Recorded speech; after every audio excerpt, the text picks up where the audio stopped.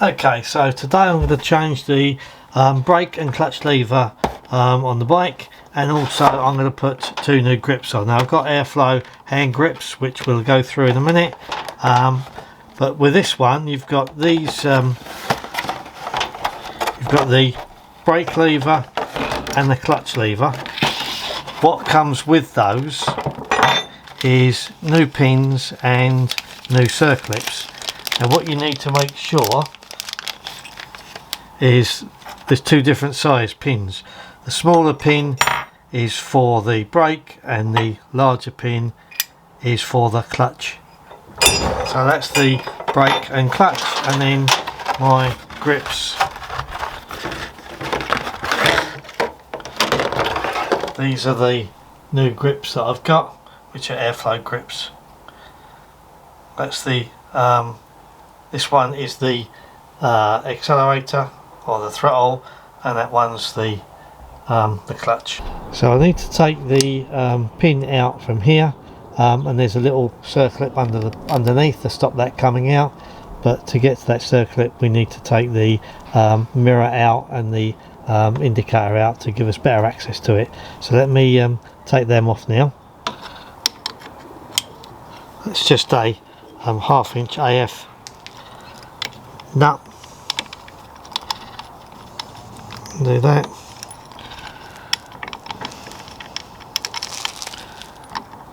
Don't drop the spring washer. The indicator will drop down and the mirror will come out, and you've got the spring washer and the nut on there. Put that there in a safe place. If we can see underneath here, I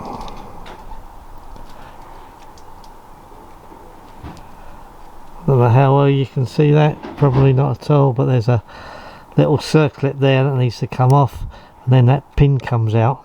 So let me just take that circlip off. Okay, so there's a little circlip that comes from underneath. That's a bit fiddly, it's not difficult, just fiddly, and then that pin just pops out. So just going to undo this bolt here. Let's say torque 25.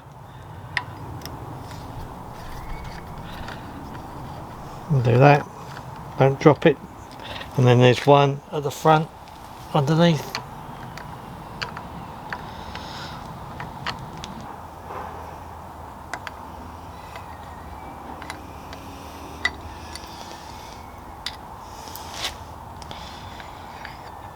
Top of the switch housing comes off. So with this now loose, just pull that clutch cable out,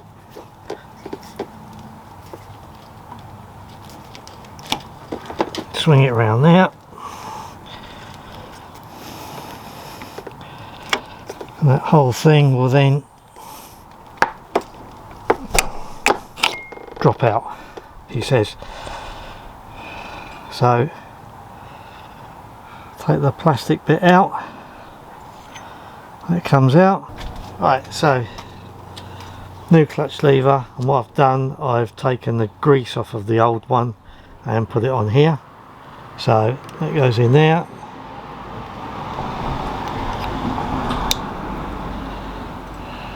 Let me just wipe my hands again.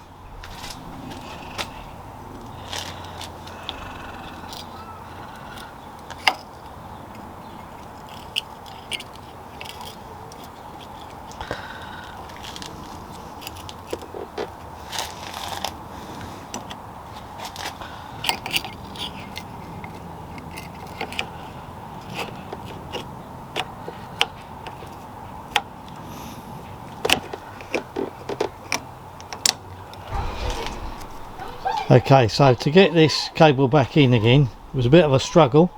So what I did, I went down here, you pull this clip off, pull that sleeve up, there's a little red button, release the button, gives the cable some flex, and then you put it in up top, you put it in up there, get that into place, you go back down, put the red button back in place, slide that down, put that clip in, job done. Takes 2 seconds. Right, let's replace this. This is glued on, so I'm going to try and get a screwdriver down the end to try and break the seal. If not, I'm going to have to cut that off.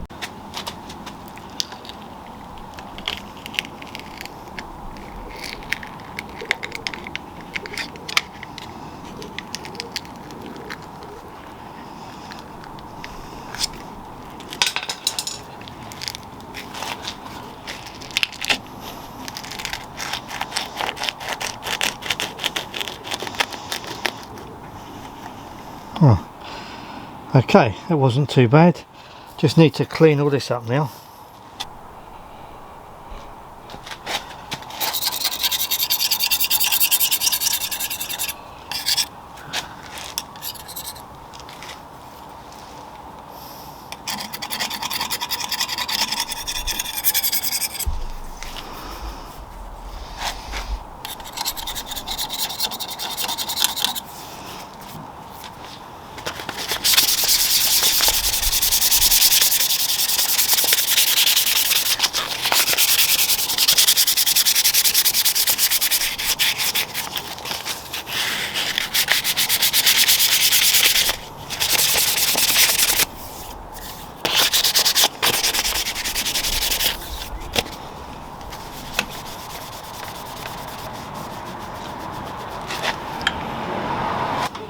So there's your new one. You got this lug at the bottom that fits into the switch housing. The switch housing comes up,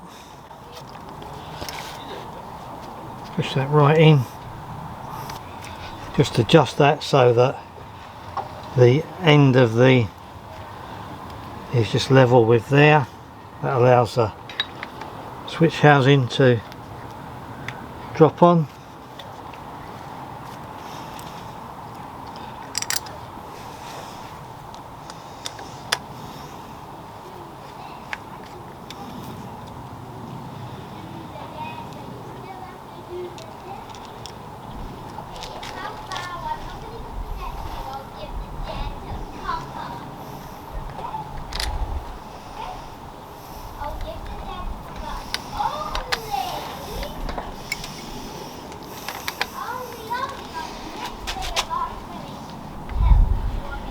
No need to do these up too tight, you don't want to break them in there. It's only the housing that you're holding on. Now with these ones, get a torque 27 just to loosen that off a little bit, and loosen that one off a little bit.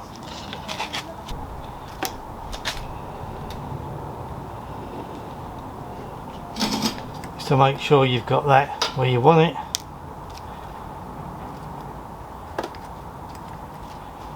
That's about right for me. And again, just tighten them up. Again, don't be a butcher and break them. They need to be tight. So that's nice and firm now. Brilliant. Now I'm going to put the little circlip on the bottom of that pin and put the indicator and mirror back on. So let me do that now. All set up the way I like it. So let's do the other side. So again, just to make life easier, remove the wing mirror and the indicator by taking that nut off, that 1/2 inch nut. So I'll do that, take them off, and then we can get to the bottom end of that pin. So pin's out, sorry, the washer's out, that pin pops out, so that's ready to come out now. So I think what we'll do, let's just drop that back in there for a second. I've done this earlier just so we don't have any accidents. Right, now Again, 25 torque at the top, try not to drop it.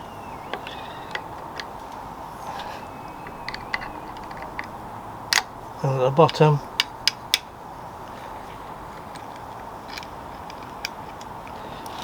put them down safely.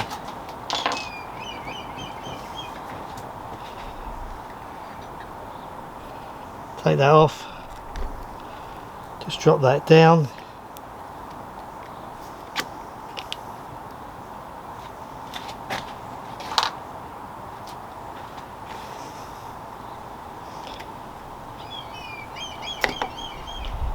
And that comes straight out. So again, same thing, I'll make sure the new one has got grease on it where this one is, so let me go and do that.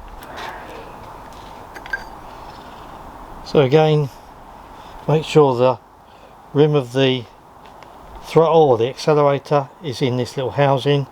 Make sure that little bit there, little sticking in that little hole, it's like a little groove there, that little bit goes in, and then the brake lever needs to be activating the white brake light switch, and that just goes back over the top.